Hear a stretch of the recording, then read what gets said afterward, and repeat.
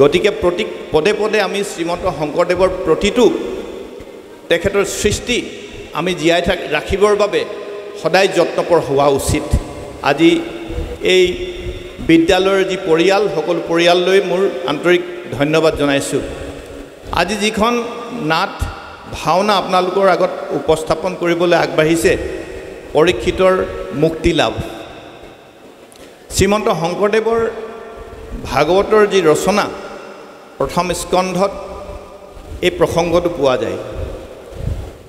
আৰু শ্ৰীমন্ত শংকৰদেৱে ইমান সুন্দৰভাৱে, ইমান সুন্দৰ বাক্যৰে, ইমান সুন্দৰ শব্দৰ সংযোজন কৰি এই গোটেই ৰচনাখিনি ইমান সুন্দৰভাৱে আৰু একেবাৰে সহজ ভাষাত লিখি থৈ গৈছে। সেইখিনি যদি কোনোবাই সঁচাকৈ আন্তৰিকতাৰে শ্ৰৱণ কীৰ্তন কৰে, তেখেতৰ হৃদয় নিঃসন্দেহে গদগদ হৈ যোৱা উচিত। আৰু হয়, মই বহু আগতেতো আমাৰ জীৱনত, আজিকালি ডেকা ল'ৰাবিলাকেতো নপঢ়ে, যেতিয়া মই এইবিলাক পঢ়িবলৈ আৰম্ভ কৰিলোঁ, মই এই আজি যিটো প্ৰসংগ পৰীক্ষিতৰ মোক্ষলাভৰ, মুক্তিলাভৰ, এইটো মই বহুতবাৰ পঢ়িছোঁ। আৰু কেতিয়াবা মোক নামঘৰলৈ মাতে, আৰু মই নামঘৰলৈ গ'লে সেই প্ৰসংগটো, সেই অধ্যায়টো উলিয়াই পিনি পঢ়োঁ আৰু অকণমান ব্যাখ্যা কৰোঁ। অতি সুন্দৰ প্ৰসংগ। এইটো এফালৰ পৰা ইমান সুন্দৰভাৱে উপস্থাপন কৰা হৈছে, এই কাহিনীটো ইমান সুন্দৰভাৱে দিয়া হৈছে যে এজন ব্যক্তিয়ে যদি সেইখিনি শ্ৰৱণ কৰি থাকে কেৱল কাহিনী বুলি, তেতিয়াও 2-3 ঘণ্টা সময় তেওঁ নিঃসন্দেহে বহি থাকিব পাৰিব। তাত কোনো সন্দেহৰ অৱকাশ নাই, ইমান সুন্দৰভাৱে তাক উপস্থাপন কৰা হৈছে। দ্বিতীয়তে, সেই অধ্যায়টোত যিখিনি শিক্ষণীয় কথা আছে, এইখিনি অতি আদৰণীয়, অতি গ্ৰহণযোগ্য। আমি পৰীক্ষিতৰ মুক্তিলাভৰ কথাখিনি, প্ৰসংগটো, পৰীক্ষিত মহাৰাজ এজন অতি ধাৰ্মিক। তেওঁক কোৱা হৈছে যে তেওঁৰ প্ৰজা পালনৰ ক্ষেত্ৰত তেওঁ পুত্ৰক আমি যেনেকৈ স্নেহ কৰি পেলাই নিজৰ সন্তানক ডাঙৰ দীঘল কৰোঁ, পৰীক্ষিত মহাৰাজ এনেকুৱা এজন ব্যক্তি আছিল, তাত দেখুৱাইছে যে তেখেতৰ প্ৰজাসকলক পুত্ৰক পালন কৰাৰ দৰে পালন কৰিছিল। অতি সুন্দৰভাৱে তাত লিখা হৈছে। সেই পৰীক্ষিত মহাৰাজে, আমি জানো তেখেতে কেনেকৈ ধৰ্মক ৰক্ষা কৰিছিলে। আৰু সেই পৰীক্ষিত মহাৰাজ যেতিয়া বনলৈ গৈছিল, মৃগয়ালৈ, তাত গৈ পিনি তেওঁ মৃগয়াত গৈ বহুত দূৰলৈ তেওঁ মৃগয়াৰ মানে হৰিণৰ পিছে পিছে যাব লগা হ'ল চিকাৰ কৰোঁতে। আৰু গৈ পেলাই সমীক ঋষিৰ আশ্ৰমত তেওঁ যাবলগীয়া হ'ল। প্ৰসংগটো ইমান সুন্দৰ যে পৰীক্ষিত মহাৰাজ এজন সাধাৰণ ৰজাও নহয়, পৃথিৱীৰ বহুত ৰজাৰ ওপৰত এজন চক্ৰৱৰ্তী ৰজা। ইমান ডাঙৰ এজন ৰজা এজন সাধাৰণ সমীক ঋষিৰ জুপুৰিলৈ অকণমান পানী বিচাৰি যাবলগীয়া এটা পৰিস্থিতি হৈ পৰিল। তাত গৈ পৰীক্ষিতে সমীক ঋষিক পানী বিচাৰিছিলে। তেখেত খুব ভোক আৰু পিয়াহ লাগিছে বুলি খুব সুন্দৰভাৱে তাত লিখা হৈছে। আৰু তেওঁ যেতিয়া পানী বিচাৰিছিল, তেওঁ পানী সমীক ঋষিয়ে দিব নোৱাৰিলে এইকাৰণে যে আশ্ৰমত তেওঁ এনেকুৱা ধ্যানত মগ্ন হৈ আছিল। আমি একেবাৰে ধ্যানৰ আটাইতকৈ উত্তম স্তৰ, যিটো সুষুপ্তি বুলি কোৱা হয়, সেইটোৰ স্তৰত তেওঁ ধ্যান কৰি আছিল। আৰু গতিকে তেওঁ এই জগতত ক'ত কি হৈছে তেওঁ সেই কথাটোত অকণমানো অনুভৱ কৰিব পৰা নাই যে এই মহাৰাজাজন আহি তেওঁৰ ঘৰত উপস্থিত হৈছে। এজন সাধাৰণ মানে ব্যক্তিৰ ঘৰত আহি ইমান ডাঙৰ মহাৰাজাজন উপস্থিত হৈছে, সেই বিষয়ে তেখেতৰ কোনো ভূ নাপালে। আৰু এই পৰিস্থিতিটো ইমান সুন্দৰভাৱে দেখুওৱা হৈছে। কলি এনেকৈ সোমাইছে যে ৰজাজনৰ মন বিচলিত হৈ পৰিল। কি কাৰণত? ৰজাজনে পাছত আকৌ নিজকে প্ৰশ্ন কৰিছে, কি কাৰণে মোৰ এনেকুৱা হৈছিল যে যিজন মহান এজন ঋষি, পৰীক্ষিত মহাৰাজৰ পূৰ্বপুৰুষৰ যিসকল আছিলে পঞ্চপাণ্ডৱসকল, তেওঁলোক ভগৱানৰ ইমান মহান মহান ভক্ত আছিল যে তেওঁলোকৰ পূৰ্বৰ যিমান ৰজা মহাৰজা আছিল, সকলোৱে ঋষিমুনিসকলক অতি আদৰ সন্মান জনাইছিল। আৰু আজি পৰীক্ষিত মহাৰাজ এজন ধৰ্মৰ উত্তম ৰজা হোৱাৰ স্বত্তেও তেওঁৰ আজি এনেকুৱা মনোভাৱ আহিল যে ঋষিজনক তেওঁ অপমান কৰিব লাগিব। পৰিস্থিতি এনেকুৱা জীৱ পৰিস্থিতিৰ দাগ। পৰীক্ষিত মহাৰাজে তেওঁৰ ক্ৰোধিত হৈ পৰিল স্বাভাৱিকভাৱে। ইমান ডাঙৰ এজন ৰজা এজন সাধাৰণ ঋষিৰ ঘৰত আহিছে, বিচাৰিছে এগিলাচ পানী, কিন্তু ঋষিজন যিহেতু এনেকুৱা পৰিস্থিতি আছে তেওঁ গমেই নাপায়। আৰু ইফালে পৰীক্ষিত যিহেতু ৰজা, গতিকে ৰজা থাকে ক্ষত্ৰিয় গুণত, ৰজু গুণত, গতিকে তেওঁৰ ক্ৰোধ অহাটো স্বাভাৱিক। তাতে ভোক আৰু পিয়াহ লাগি থকা অৱস্থাত আমাৰ কি গতি হয়?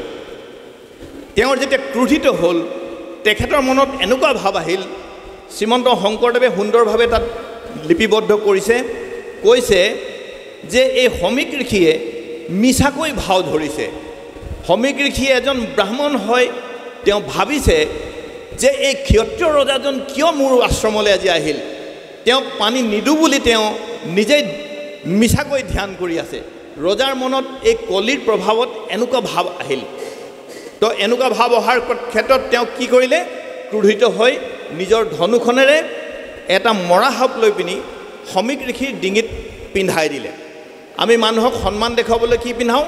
আজি কিমান গামোচা পিন্ধোৱা হ'ল হা, তো আমি এডাল মালা পিন্ধাওঁ সন্মান দিবৰ কাৰণে, আৰু তাৰ বিনিময়ত যদি তাৰ বিপৰীতে যদি এডাল মৰা সাপ দিবলৈ হয়, তাৰ অৰ্থ হ'ল যে মই তেখেতক অপমান কৰিছোঁ।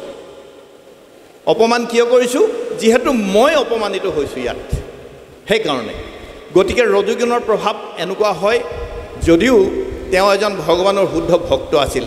কোৱা হৈছে শাস্ত্ৰত, শুকমুনি যিমান পবিত্ৰ, পৰীক্ষিত মহাৰাজ প্ৰকৃতাৰ্থত সিমানেই পবিত্ৰ। শুকমুনি কীৰ্তনত আৰু পৰীক্ষিত মহাৰাজ শ্ৰৱণত, দুইজনেই প্ৰসিদ্ধ ব্যক্তি জগতত। ইয়াৰ পিছত যিখিনি ঘটনা হয় অতি আমোদজনক। কি হ'ল?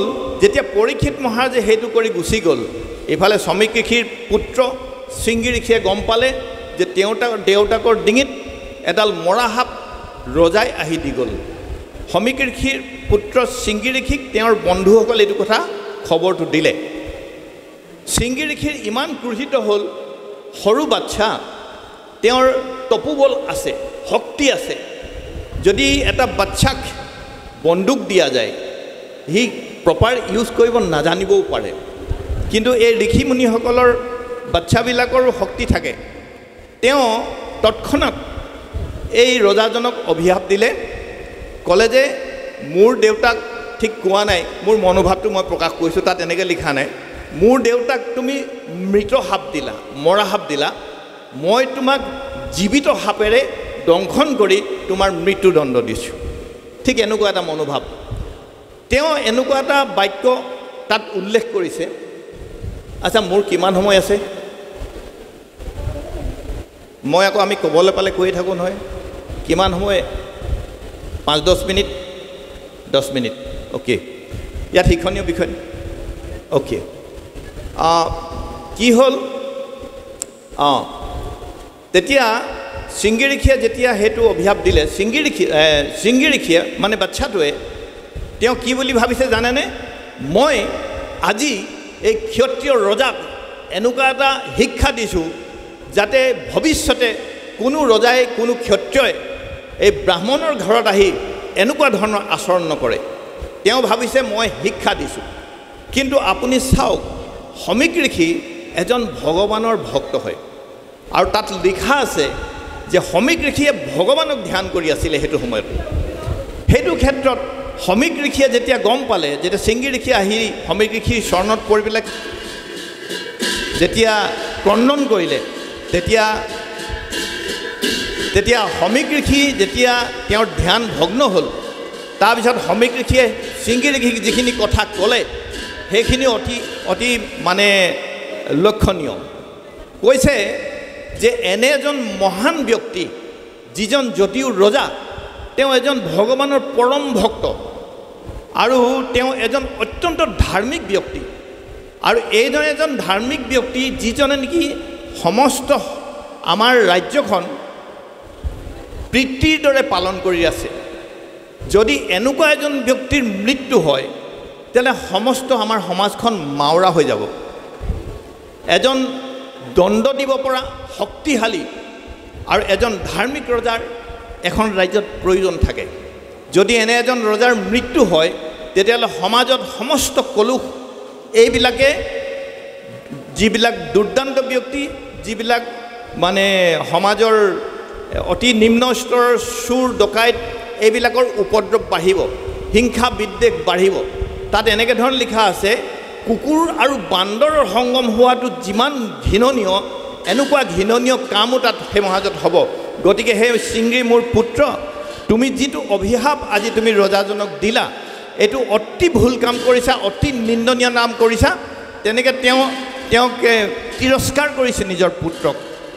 মন কৰিবলগীয়া কথা এইটোৱেই যে সমীক ঋষি আছিল এজন ভগৱানৰ ভক্ত, সেইকাৰণে তেওঁৰ মনত হৃদয়ত এনেকুৱা ভাৱৰ উদয় হৈছিল।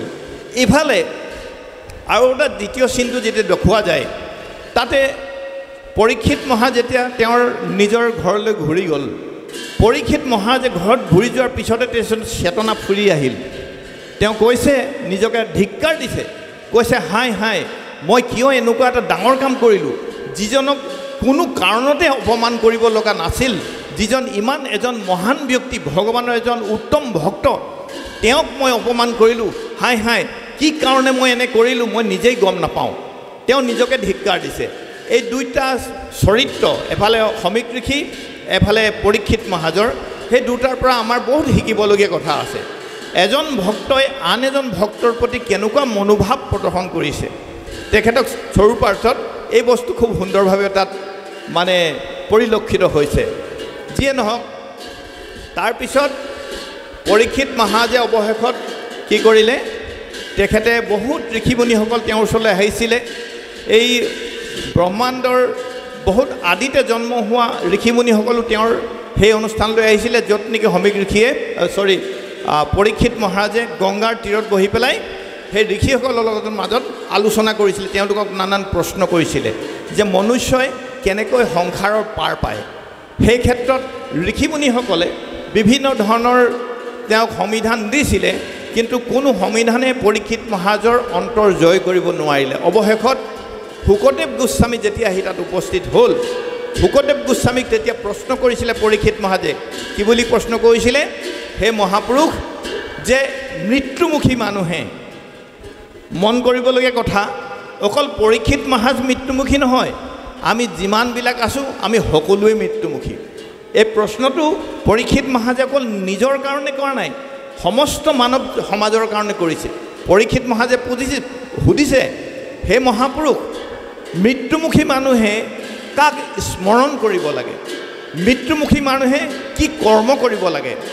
কাৰ নামত মানে কাৰ গুণকীৰ্তন কৰিব লাগে? আৰু কাৰ কথা শ্ৰৱণ কৰিব লাগে?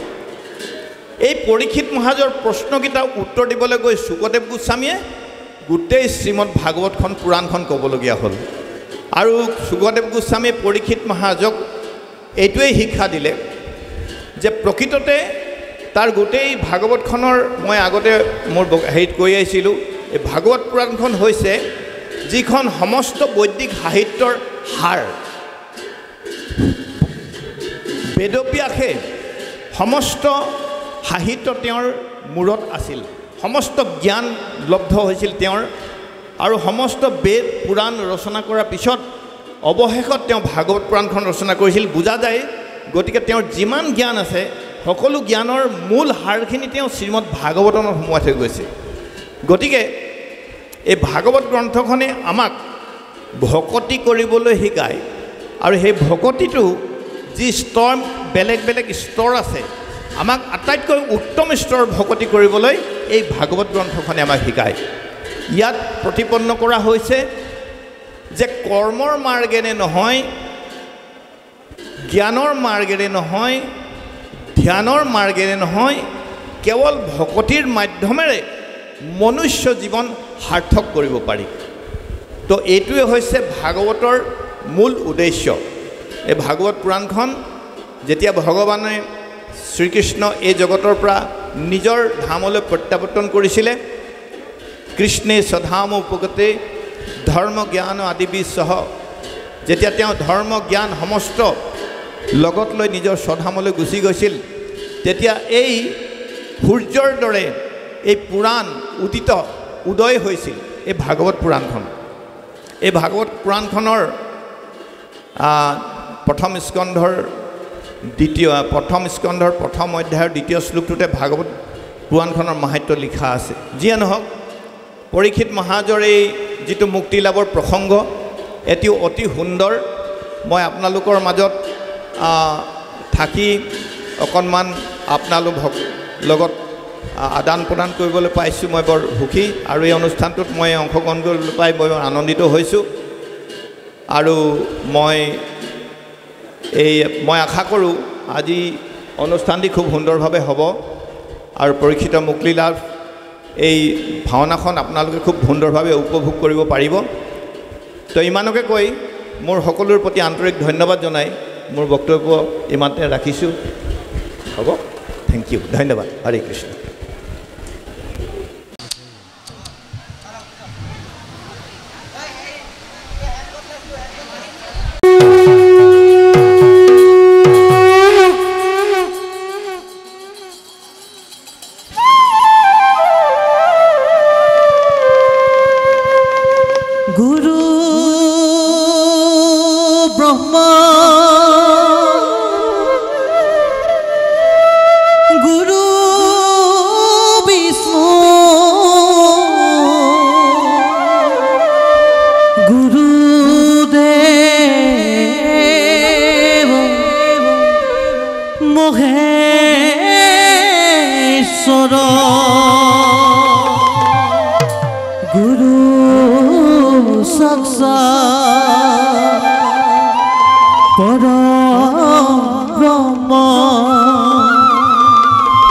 तस्मै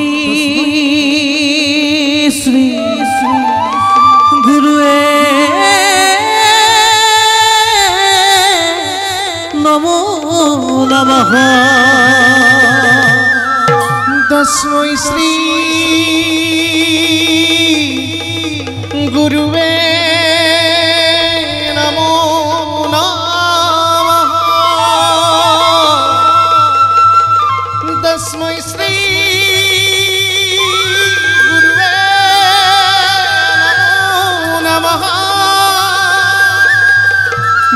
तस्मै श्री गुरुवे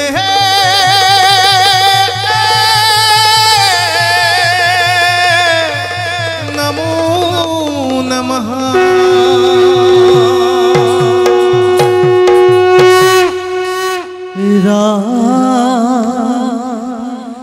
বনে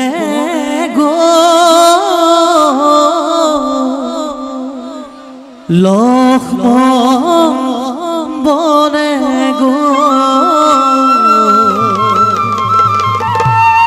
সীতা সুন্দৰী সঙ্গে বনে যাত্ৰা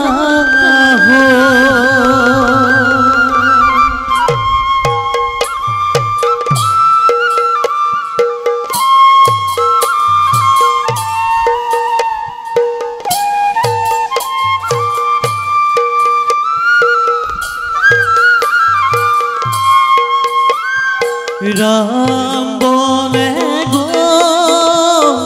लक्ष्मण बने गो सीता सुंदरी संगे बने যাত্রা हो।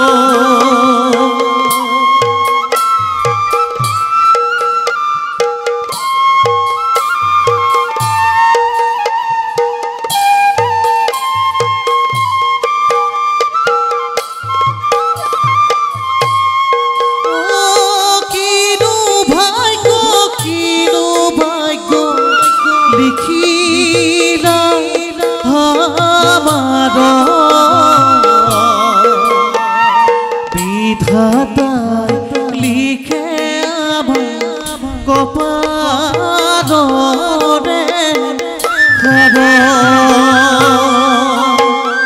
राम बने गो लक्ष्मण बने गो सीता सुंदरी संगे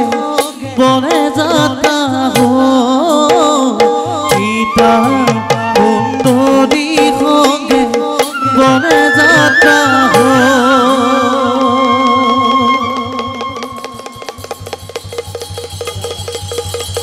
নাযাবা নাযাবা নাযাবা দাদা দাদা নাযাবা নাযাবা নাযাবা ভাতৃ নাযাবা নাযাবা নাযাবা দাদা লক্ষ্মণ নাযাবা দাদা দাদা দাদা দাদা ভাই শতঘ্ন দাদা কো বনলৈ বনলৈ দাদা বনলৈ বনলৈ বনলৈ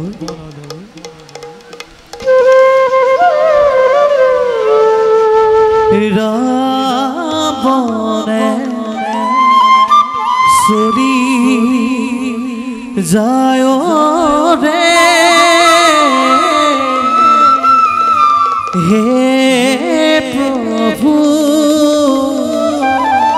নকৰা ৰাখ তোমাৰ ঘৰে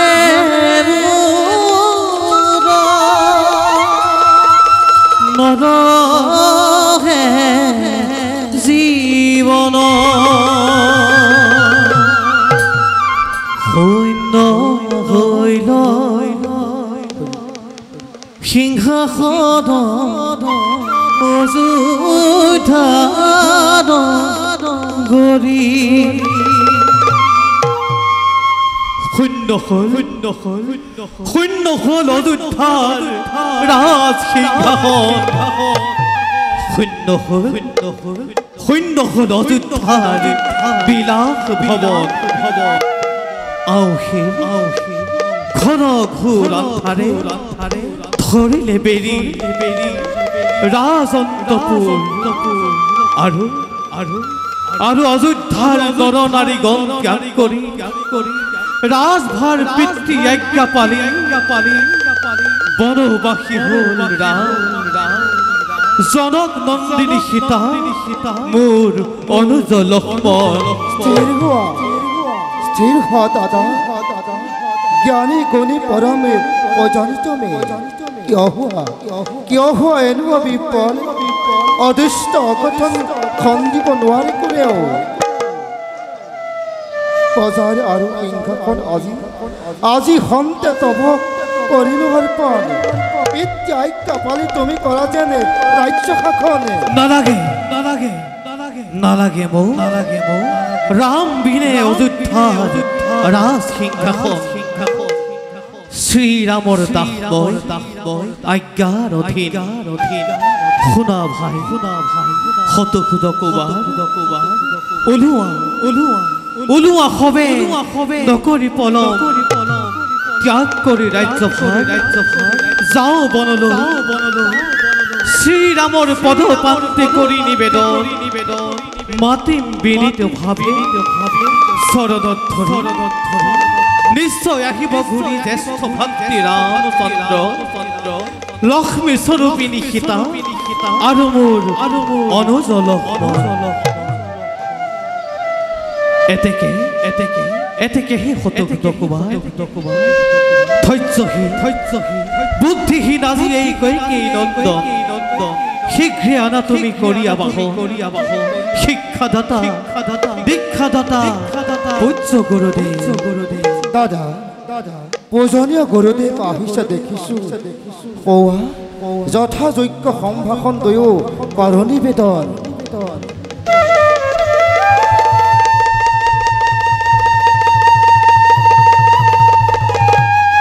প্ৰণমুহে গুৰুদেৱ তজুশ্ৰী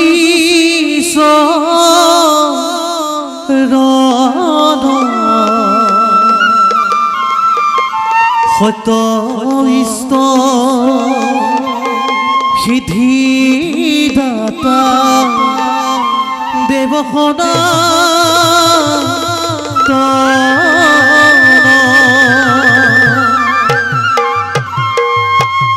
গুৰুদেৱ লোৱা এই অধমৰ শত নমস্কাৰ। ধন্য ধন্য বাস ভৰত কুমাৰ, কি কাৰণে আছে তবৰ মোহ প্ৰয়োজন? নিজেই সৰ্বজ্ঞ তুমি জানা সকলোতে, যি হৃদয় এৰিলে ৰাম সীতা অনুজ লক্ষ্মণে এই অযোধ্যা নগৰী পুত্ৰ সুখে পিতৃদেৱে এৰিলে পৰা, সিদিনাৰে পৰা হল অন্ধকাৰে ৰাজপুৰী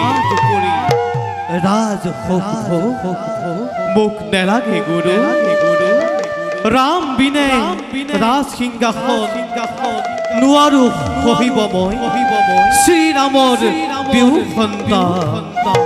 চিৰঞ্জীবী হ ভৰত কুমাৰ, ধন্য ধন্য পুত্ৰ তুমি এই অযোধ্যাৰ। গুৰুদেৱ তব আজ্ঞা কৰিম পালন, ওলোৱা হবে নকৰি পলক, আনি মাদৰি ৰাজি বলোচন, উচ্চ স্বৰে গোৱা শ্ৰীৰামৰ জয় গান। জয়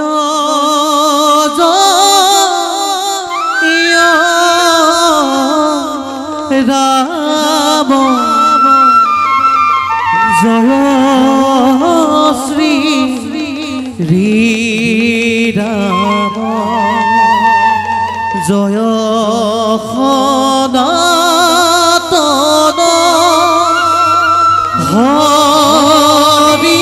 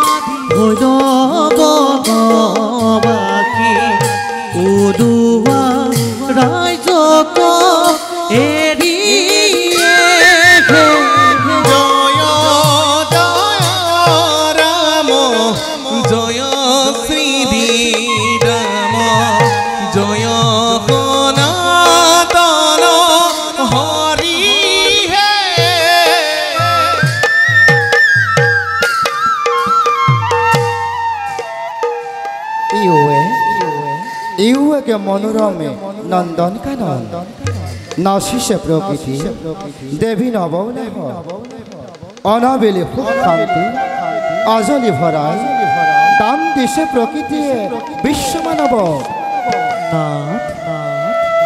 অৱশ হৈছে দেহা ক্ষুধাতুৰ প্ৰাণ, খন্তেক জিৰণি লওঁ প্ৰকৃতিৰ মনোমোহা বনৰ। অৱশ্যে ভাই লক্ষ্মণ অবক হইছে প্ৰাণ, অবক হইছে পিয়া জনকনন্দিনী। খন্তেক জিৰণি লওঁ প্ৰকৃতি কাম্য কানন।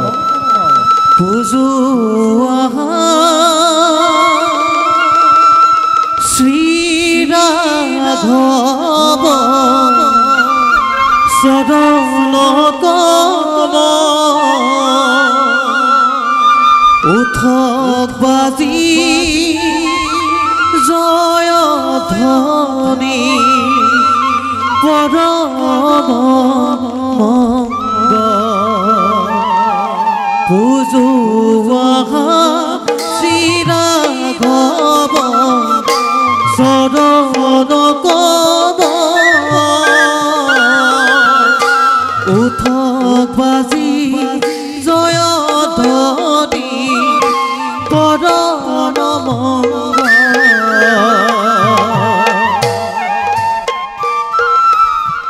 প্ৰভু দয়া কৰি অধমৰ শত নমস্কাৰ, নিঘিনাই সাদৰেৰে কৰ গ্ৰহণ। অবিলম্বে অবিলম্বে পূর্ণ হোক মনের কামনা। কোন তুমি শ্রীরামরে একান্ত ধেন? প্রভু প্রভু নামত গুহময় অস্পৃশ্য মানব নিষ্কিন সেবকময় প্রভু ৰাঘৱৰ ধন্য হল আজি, ধন্য হল আজি মোৰ মানৱ জীৱন। শুনা শুনা হেৰা চাণ্ডাল নিপতি, সঁচাকৈ তুষ্ট মই তোমাৰ ভক্তিত পৰাণে পুলক কৰি প্ৰীতি লতেৰে লোৱা বন্ধু, লোৱা এবাৰ স্নেহৰ উপহাৰ। দাদা হলেও ভকথিত অস্পৃশ্য চাণ্ডাল, কিবা প্ৰয়োজনে এনে বন্ধুত্ব?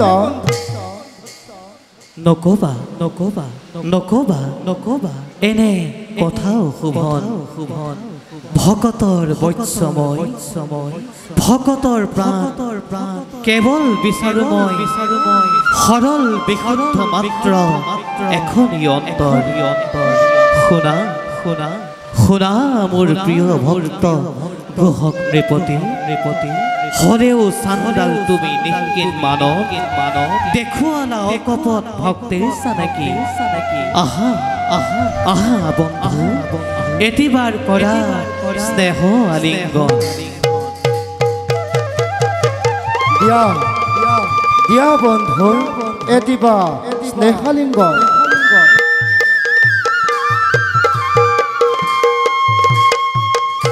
হে প্ৰভু ৰামচন্দ্ৰ, দয়াৰ আধাৰ তব পৰশ সাৰ্থক জীৱন। আহা আহা যাওঁ অভাগা ক্ষুদ্ৰ প্ৰজালৈ, খন্তেক বিশ্ৰামৰ শেষে পাৰ কৰি দিন হৌ জাহ্নৱীৰ পাৰ। জয় জয় ৰাম জয় শ্ৰী ৰাম জয় সনাতন হৰিয়ে।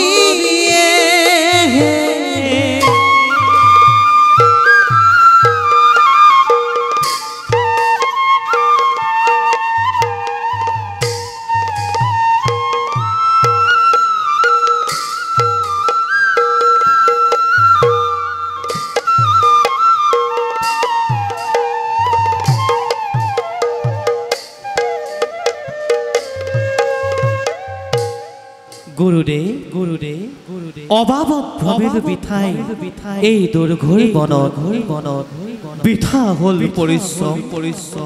নেদেখিলো প্ৰাণৰ দাদা শ্ৰীৰাম। শুনা বাচা নহ'ব বিহ্বল, নিশ্চয় হ'ব আজি শ্ৰীৰামৰ দৰ্শন। শুনা ভৰত কুমাৰ, বিপদত ধৈৰ্য একমাত্ৰ সম্বল, গতিকে ধৈৰ্য ধৰা। দাদা আহিছে দেখিছো অজান পথে, ক্ষন্তেক অপেক্ষা কৰো কি জানিবা শ্ৰীৰামৰ পাও সমাচাৰ।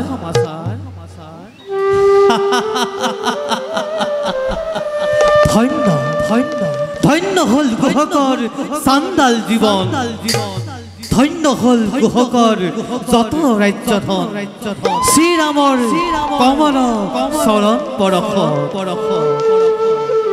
কোন তুমি শ্ৰীৰামৰে পৰম ভকত, দিয়া শিক্ষা সমাচাৰ নকৰি পল। ক'ত দেখা পালা তুমি শ্ৰীৰামৰ চৰণ কমল? শ্ৰীৰামৰ দাসময় গুহক নৃপতি, কোন তুমি? কি কাৰণে প্ৰয়োজন এই সমাচাৰ? ক'ত আছে মোৰ প্ৰাণৰ দাদা? অবিলম্বে পাওঁ যেন দেখা পাব ৰাম সীতা লক্ষ্মণে যুগল নিৰূপম। নিজেই আহিছো ভৰত কুমাৰ, লৈ যাব পাৰো যেন শ্ৰীৰামক অযোধ্যা নগৰে। কি আহিছা পুনৰ তুমি দুৰ্মতি ভৰত, দ্ৰোহী ঠগ প্ৰবঞ্চক কৈকেয়ী নন্দন ৰাঘৱৰ চিন্তি অপকাৰ ৰাজ্যভাৰ কাহিলৈ বিনা দুখে শ্ৰীৰামৰ চিন্তি অপকাৰ তথাপিতো হোৱা নাই চক্ৰান্তৰ শেষ নিদিও কদাপি এৰি ৰামৰ শত্ৰু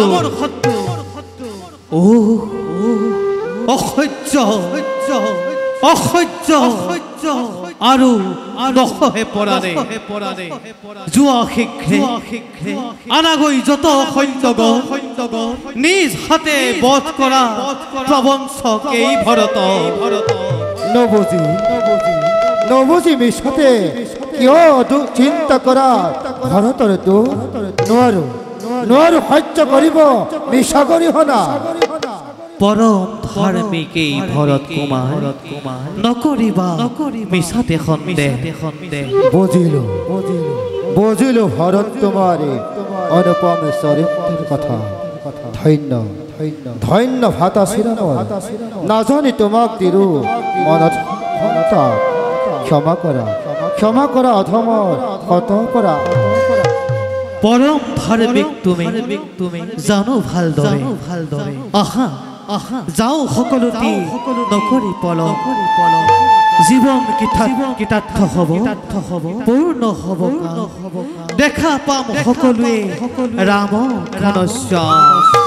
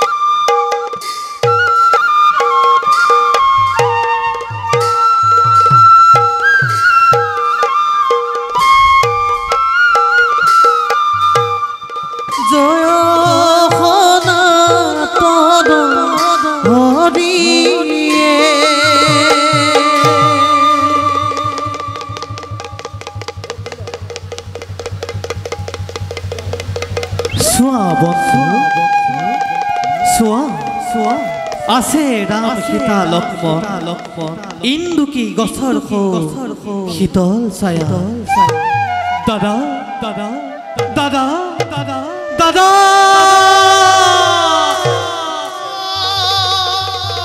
স্নেহৰ ভৰত নকৰা বিষাদ কোৱা ভাই কি কাৰণে পখিলা বন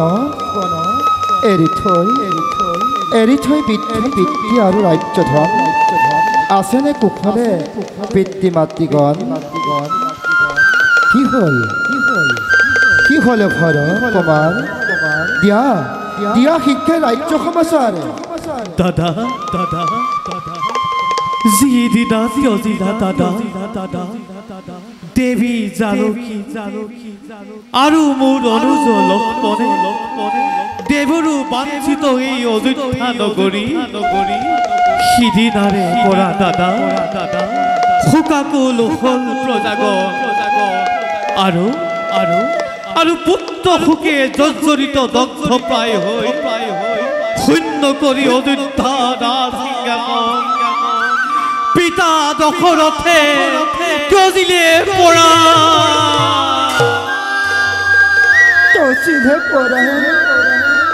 তজিলে পৰাৰ পিতৃ দেৱে পিতা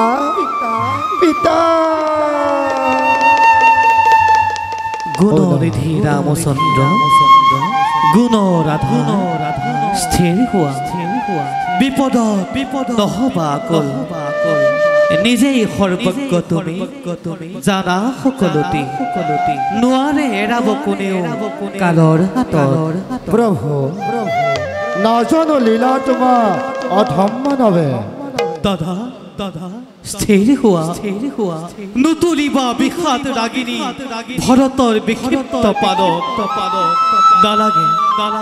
নালাগে মোক তোমাৰ বিনে অযোধ্যাৰ ৰাজসিংহাসন এতেকে ওলোৱা দাদা মাতৃ আৰু লক্ষ্মণক লৈ নালাগে থাকিব আৰু অৰণ্যত ভুগি আকুল যন্ত্ৰণা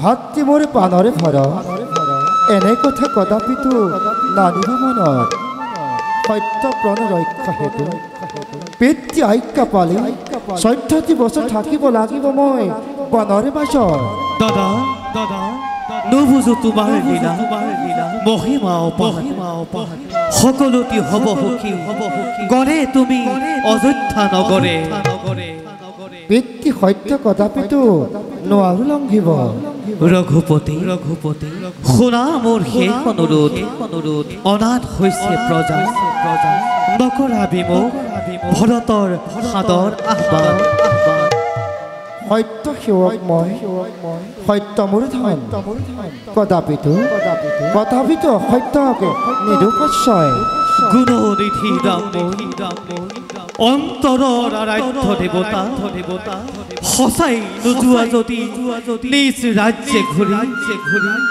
তেন্তে শেষবাৰ মই তোমাৰ চৰণত ধৰিছো দিয়া মোক তোমাৰ পাদুকা জুৰি এয়ে শুভিব প্ৰভু ৰাজসিংহাসন জীৱন কৃতাৰ্থ হ'ব সেবিয়ে পাদুকা যুগল ধন্য বাসা লোৱা এই পাদুকা যুগল ভাতৃত্ব বান্ধন চানেকি স্বৰূপে দিলো এই পাদুকা জোৰ তোমাৰ হাতত ৰঘুপতি মোৰ অগ্ৰজ তোমাৰ পদৰ পবিত্ৰ পাদুকা জুৰি শিৰ পাতি ভকতিৰে কৰিলো গ্ৰহণ এয়ে মোৰ জীৱনৰ একেটি সম্বল এয়ে মোৰ জীৱনৰ একেটি সম্বল এয়ে মোৰ জীৱনৰ একেটি সম্বল ইয়ে ৰাখিব কৰি স্মৃতি যুগমীয়া যতদিন ভাৰতত গংগা পিন্ধব যতদিন চন্দ্ৰ সূৰ্য ওলাই থাকিব ভৰতৰ পুত্ৰ ভাৰতৰে ভক্তি স্নেহ যুগমীয়া হ'ব ততদিন পূৰ্ণভূমি ৰংগভূমি মিলন তীৰ্থয়ে ভাৰতভূমি মিলন তীৰ্থয়ে ভাৰতভূমি মিলন তীৰ্থয়ে ভাৰতভূমি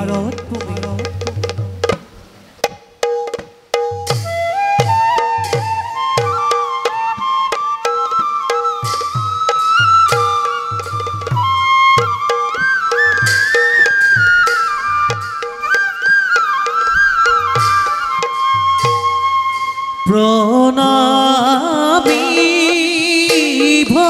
ভৰত বিদায় গিল আৰে মান্য কৰি পাদুকা শিৰে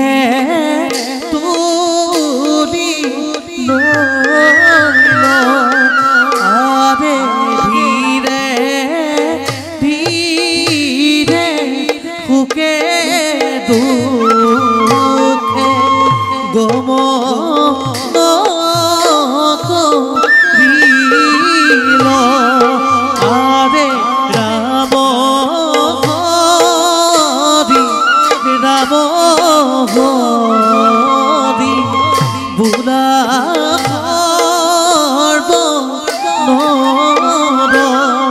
আরে পাক রুকি বুলা রাম আরে বুলা রাম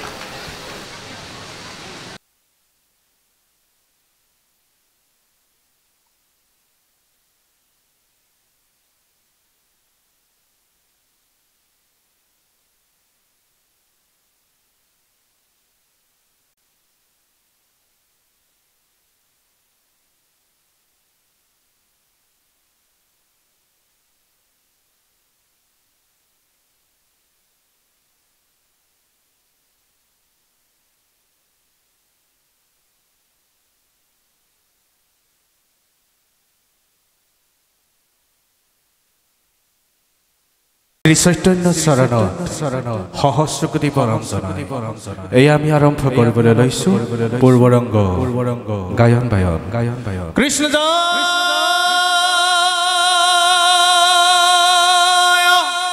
ৰাম বোলা জয় ৰাম জয়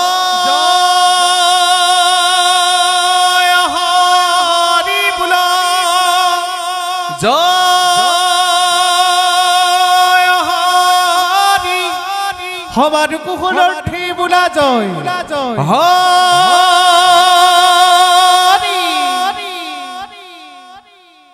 কৃষ্ণ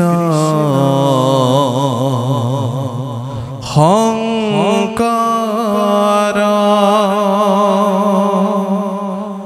গুৰু হৰি ৰাম ৰাম ৰাম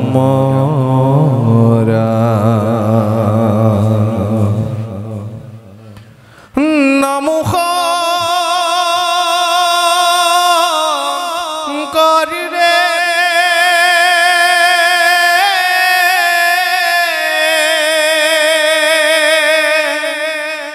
মাধৱ সহিতে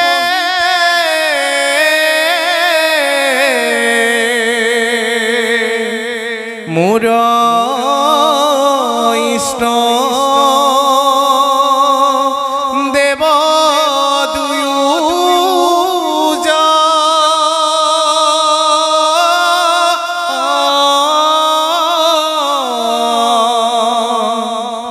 মাধৱৰ শিখা ধৰি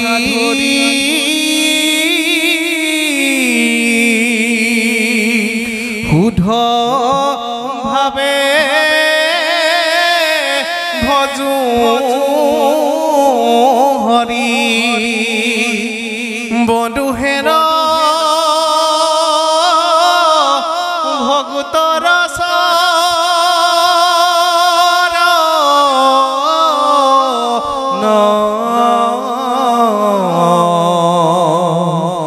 বন্ধুহেৰ ভগতৰ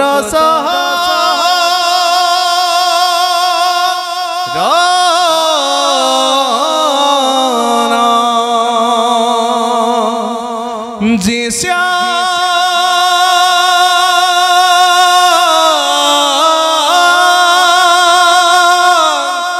শ্রীমতী যশোদা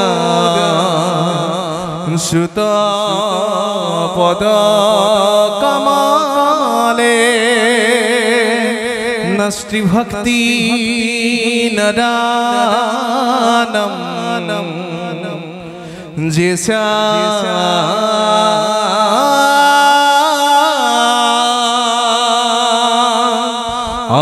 অভিরা কন্যা পিয়া গুণা কথনে নানো রক্তর সংজ্ঞা যেসা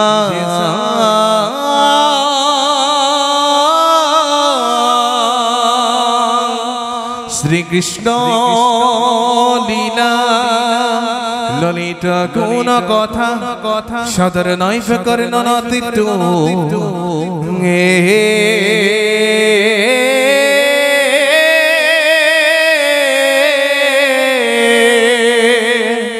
ধিগিতা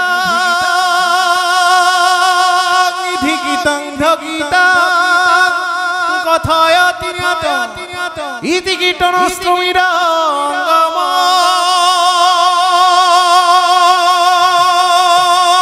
হরি ও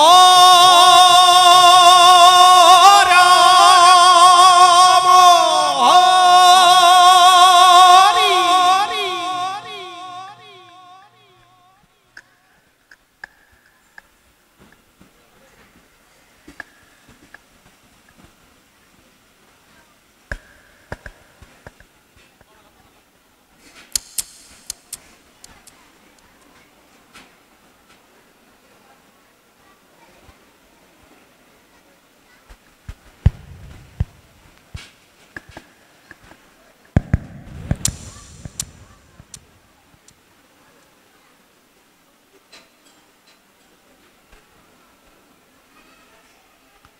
কৃষ্ণ কৃষ্ণ জয়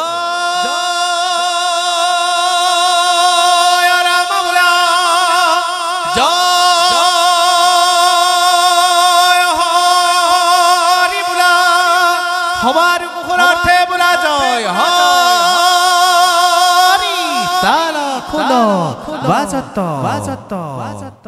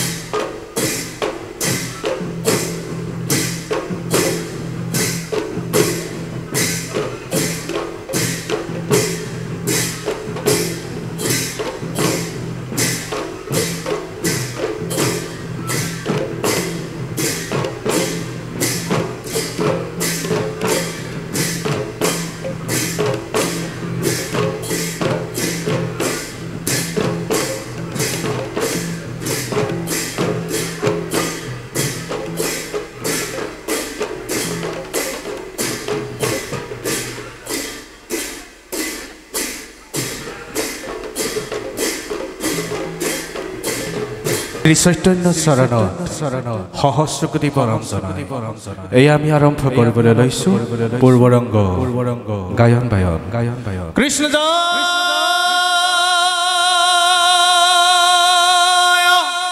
ৰাম বোলা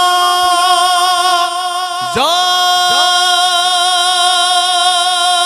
ৰাম জয়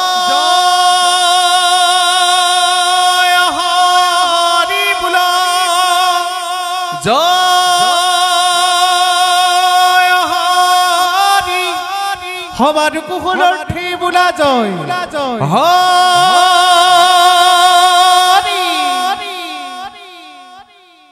কৃষ্ণ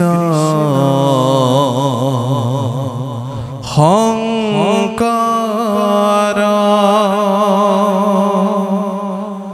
গুৰু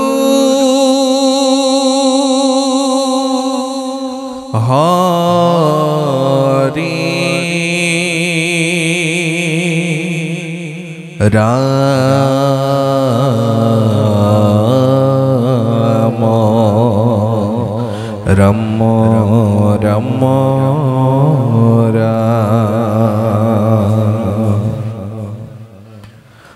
নমো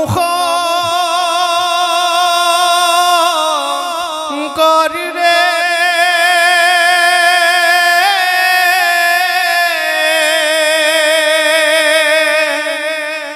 মাধৱ সহিতে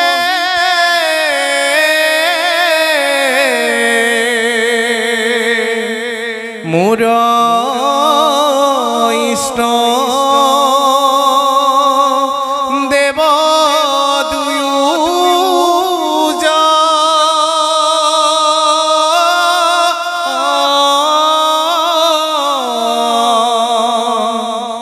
মাধৱৰ শিখা ধৰি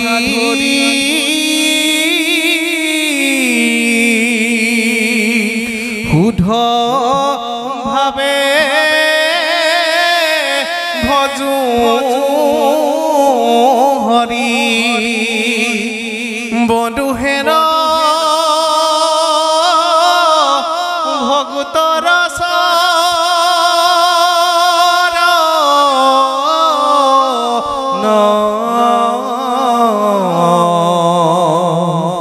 বন্ধুহেন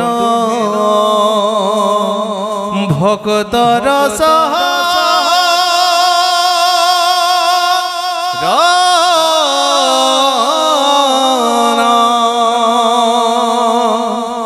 যে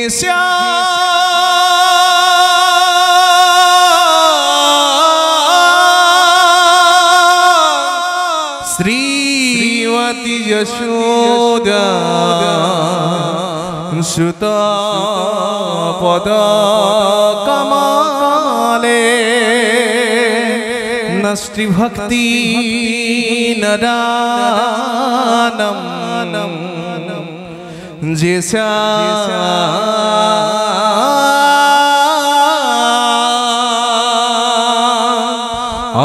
আভিরা কইনা প্রিয় গুণা কথনে নানো রক্তর সংজ্ঞা যেসা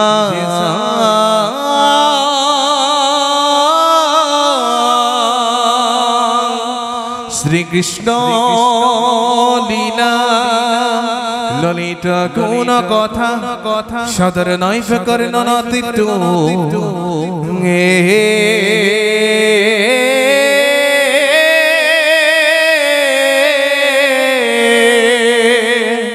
ধিগিতা ধিগিতং ধগিতা কথায় তিনিয়ত ইতি কীর্তন শ্রমীরা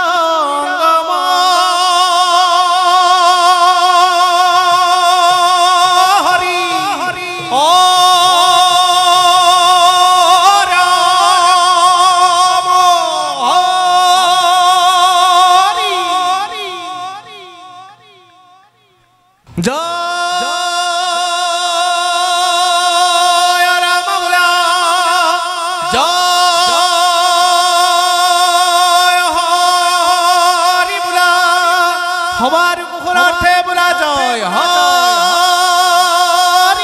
ताला खुलो बाजत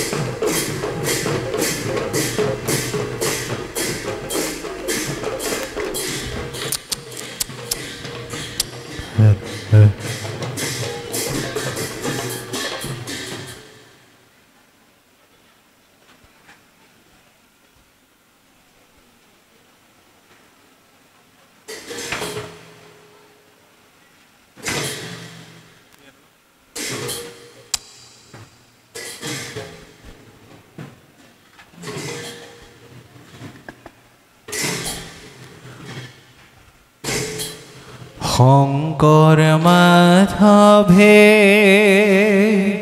ও হে ভৈলা অৱতাৰ ও য়াৰে ইবাৰ কৰি হৰি জগত উদ্ধাৰ শংকৰ মাধৱে ও হে ভৈলা অৱতাৰ ও য়াৰে ইবাৰ কৰিও হৰি জগত উদ্ধাৰ জয় জয় বত্ৰ দুবা বৈকুণ্ঠ দুতায় বৈকুণ্ঠ দুতায় ও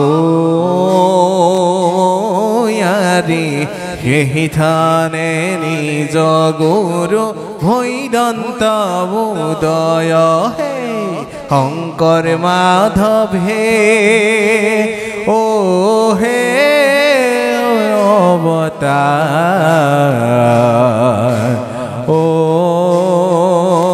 য়াৰি ইবাৰ কৰিও হৰি জগত উদ্ধাৰ ইবাৰ কৰিও হৰি জগত উদ্ধাৰ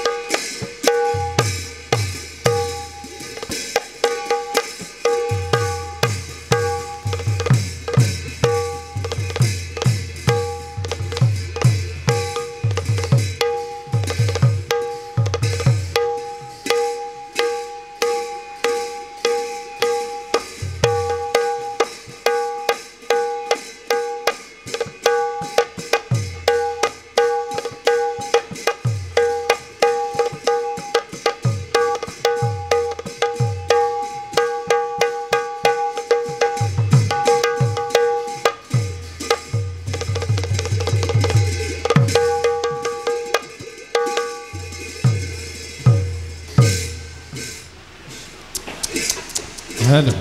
Hello.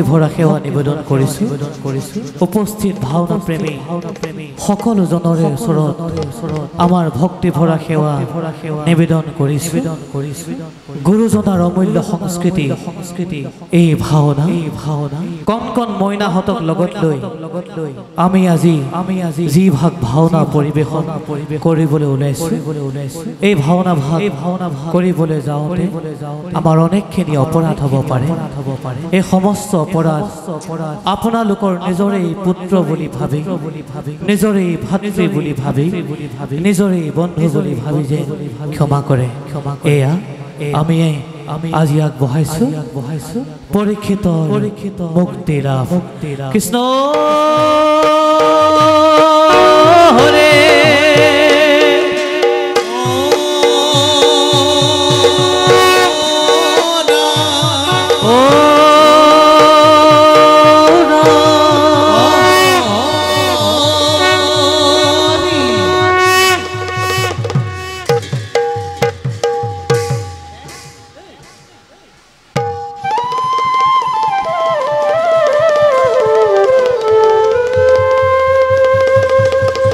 জয়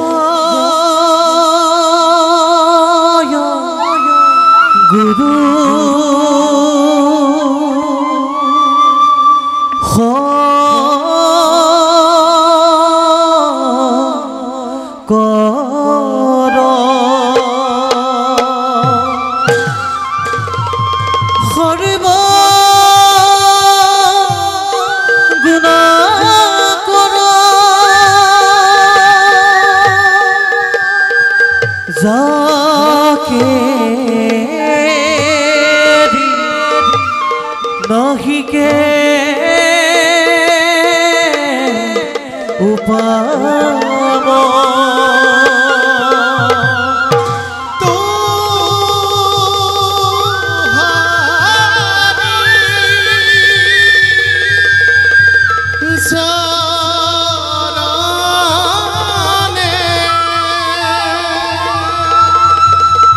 রেণু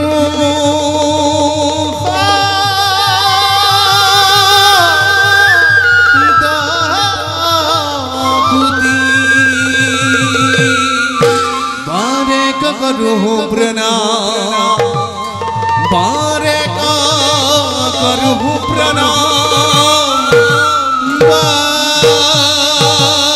करू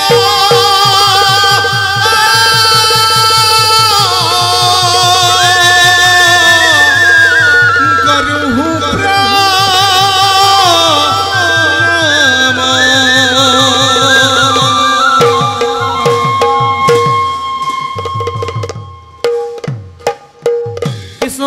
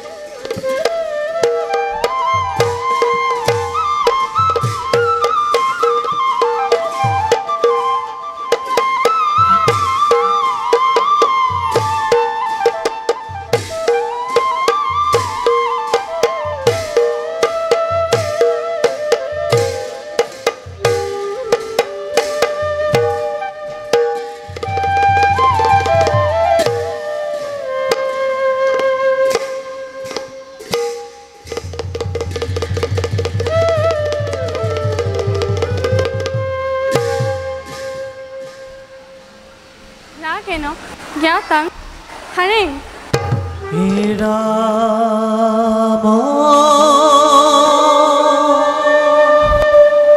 हे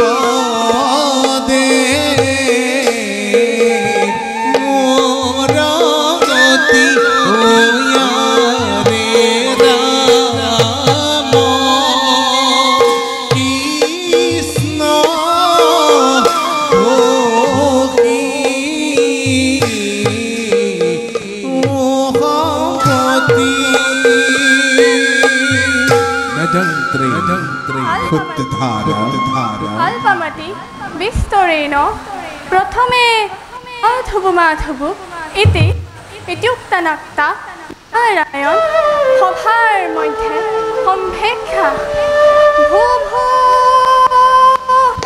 सभा पद जुयं श्रद्धाय साधुना अथ खित मुक्तिलाभ नाम नाथक श्रवणे मुक्ति हाथक अथ भतिमा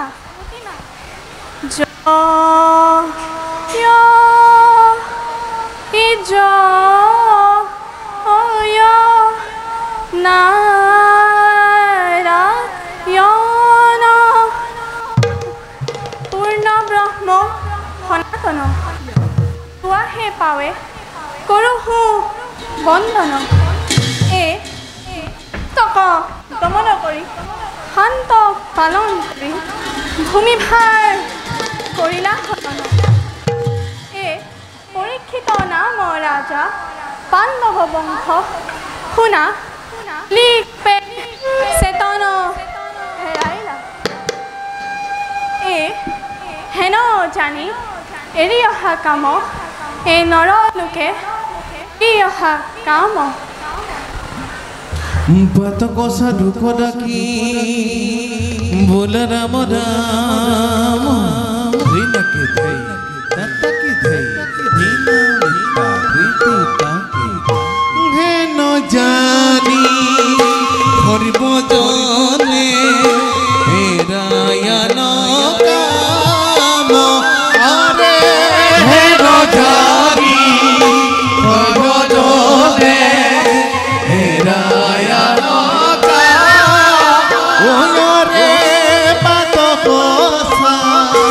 रुकदाकी भुला राम राम अरे बात कोसा रुकदाकी भुला राम राम हे रीना रीना धीना हे तक धीना धीना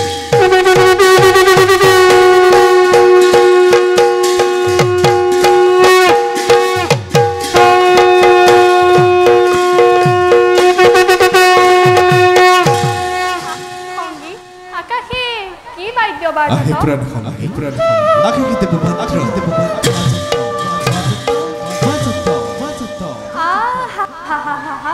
আকাশে দেব ডুংডুগি বাজত আহে উহি পৰম পুৰুষ শ্ৰী নাৰায়ণ মিলল্য মিলল্য মিলল্য আহে সভাসদ লোক হাম যাকেৰি কথা প্ৰকৃতি উহি পৰম পুৰুষ শ্ৰী নাৰায়ণ উহি সভাৰ মধ্যে প্ৰৱেশ কৰি আৱত আৱত আৱত তাহাক সাৱধানে দেখহ শুনহ নিৰন্তৰে হরি বল্ল হরি বল্ল শ্লোক শ্লোক নিত্য নিত্য রাদিং না ধগা খিতা ধগিতা ধগিতা ধগা না ধগা খিতা ধগিতা ধগিতা ধগা ধগা ধগা ধগা ধগিতা ধগিতা ধগা ধগা ধগা ধগা ধগিতা ধগিতা ধগা রাদিং না ধগা খিতা ধগিতা ধগিতা ধগা জয় জয়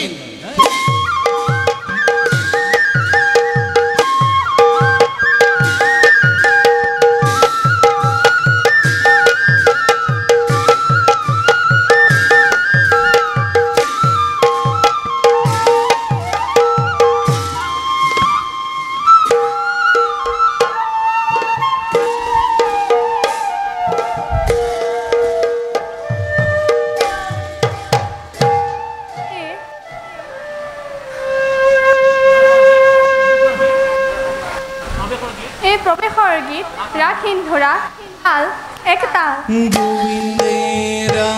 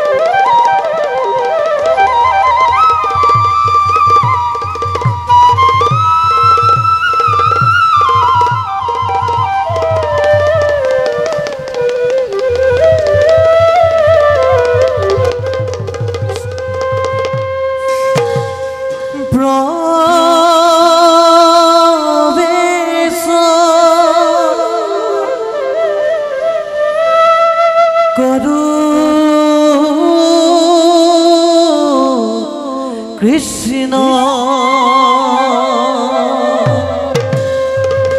কাম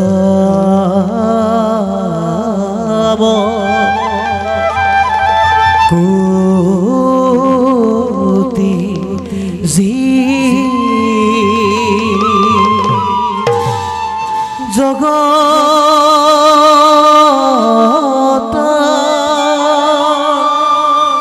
পালকু দেব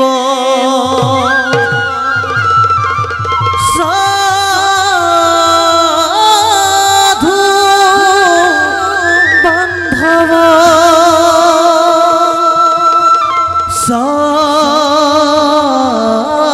সাধু বান্ধব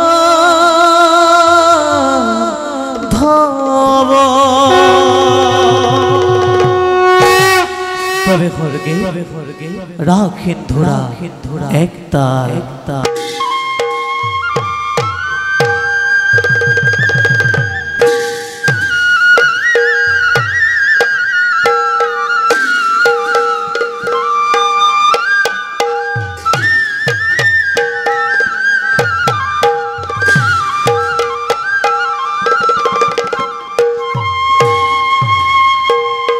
আৰে পৰ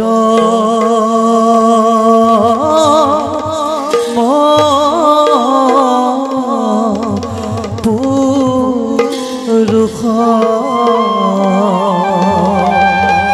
প্ৰভু দিদা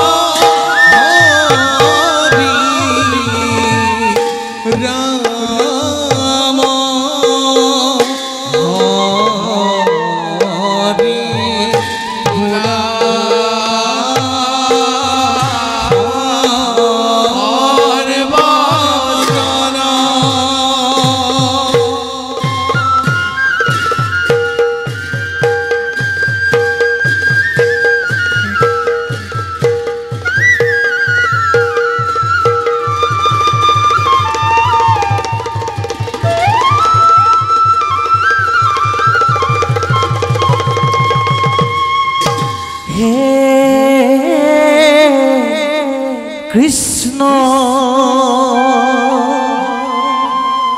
কৰুণা সিন্ধু দীনবন্ধু জগতপতে